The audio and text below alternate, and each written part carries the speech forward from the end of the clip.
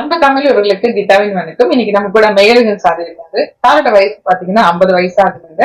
ஒரு 6 மாசத்துக்கு முன்னால சார் கம்ஸ் ப்ராப்ளம் அப்படின்றதுனால நம்ம கிட்ட வந்தாங்க. வந்தப்போ அவருக்கு கம்ஸ் ப்ராப்ளமும் இருந்தது, எல்லா பல்லும் ஆடிட்டு இருந்தது. கீழ்த்தாட பல்லு, கடவா பல்லு எல்லாம் நல்லா இருந்தது. முன்னால பல்லு மட்டும் அவருக்கு ஆடிட்டு இருந்தது.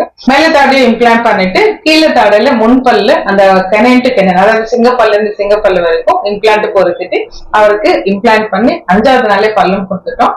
6 மாசம் கழிச்சு அவருக்கு டியூரபிள் டீத்துக்கு வர சொன்னோம். அப்ப ப்ரொவிஷனல் டீத் கொடுத்திருந்தோம். இப்போ அவர் 6 மாசம் கழிச்சு சார் வந்திருக்காரு. சாரோட எக்ஸ்பீரியன்ஸ் கேட்குது. ஐயா சொல்லுங்க. அனைவருக்கும் வணக்கம். நான் மெடிஷல்ல வரேன். இப்ப நானும் எனக்கும் இந்த பல்லு பிரச்சனைனால ரொம்ப நாள் அவதிப்பட்டுக்கிட்டு இருந்தேன்.